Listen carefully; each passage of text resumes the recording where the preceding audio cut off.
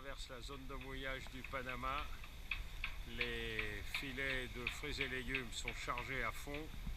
On voit Panama City derrière et on voit la skipette qui est là et un bateau au mouillage et des pélicans qui plongent partout pour du poisson dans tous les sens.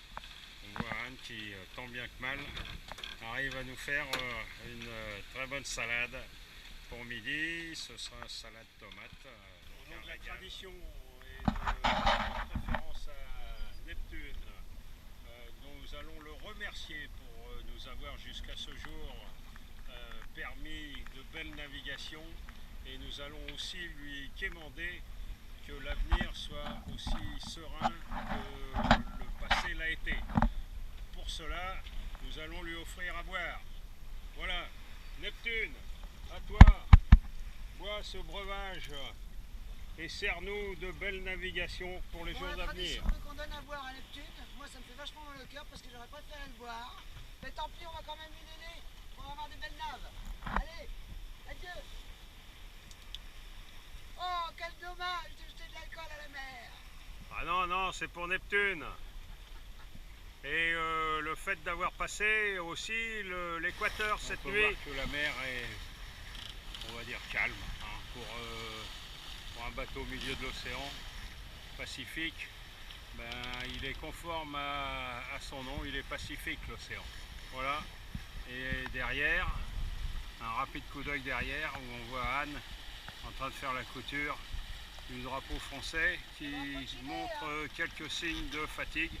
Le drapeau que nous avons eu par l'intermédiaire de Jean-Baptiste.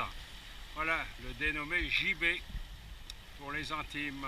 Ça c'est le résultat de la pêche de juste après manger. Sauf qu'on a loupé deux petites beurres à Torifène avant. Voilà, et par contre ce qu'on voulait surtout vous montrer c'était ça. Et la raison pour laquelle cette zone équatoriale, on va dire, on l'appelle le poteau noir. On voit que c'est bien noir. On passe à la phase équarrissage. Là, Anne est en train de nous préparer les filets. D'abord, elle commence par le petit thon jaune. Et après, donc, elle s'attaquera à la bonite. Voilà, bon, on prend que le meilleur parce que à deux, on n'a pas besoin de tonnes de poissons. Voilà, 15e jour de navigation, on voit que les provisions ont fortement baissé puisqu'on attaque la 3e semaine. Il nous reste encore donc quelques oranges, mangues, pamplemousse, ananas et citron surtout pour les petits punch. Bon ben voilà, nous avons des petits soucis avec le pilote. Donc c'est pas moi le pilote, hein, c'est lui. C'est Jean-Pierre qui barre.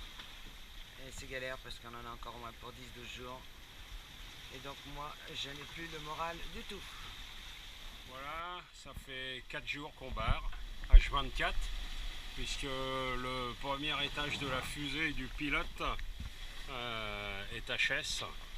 Donc on a simplement une petite réaction quand il affine, mais c'est tout. Donc il faut être en permanence à la barre.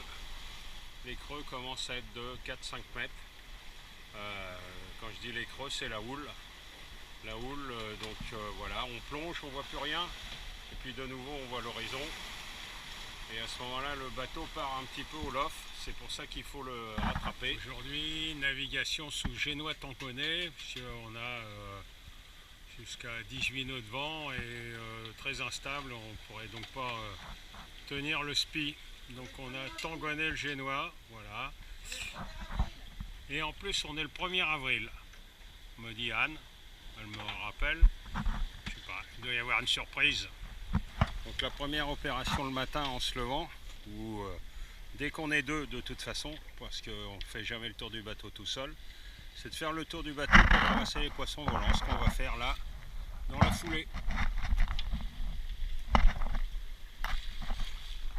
Alors j'en vois un là, donc voilà, il y a bien un poisson volant ici, donc hop, il est mort bien entendu, hop, par ce bord, on continue, on en profite pour faire le tour du bateau, voir s'il n'y a rien d'anormal.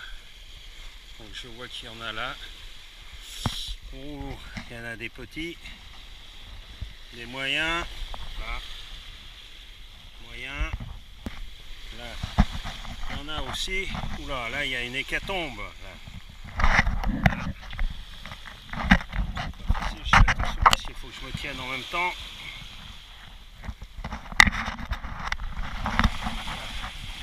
On a un moyen là. Hop, par-dessus bord. Une petite vidéo pour vous montrer l'océan Pacifique quand il est calme, de chez calme. Ce qui nous dérange beaucoup puisque nous, on va droit devant là-bas au Gambier. Où on suppose où il y a les nuages là-bas tout au fond. C'est encore à 150 000 nautiques. Mais par contre, il n'y a pas un poil d'air. Voilà.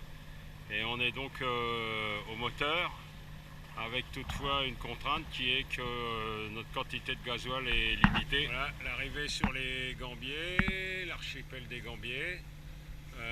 Nous sommes malheureusement au moteur parce que le vent s'est effondré. On voit, je ne sais pas si on le voit, mais il y a un bel arc-en-ciel là au-dessus de l'île principale. Et on voit aussi que nous venons de traverser un bon gros nuage noir. Donc on a eu pluie, vent.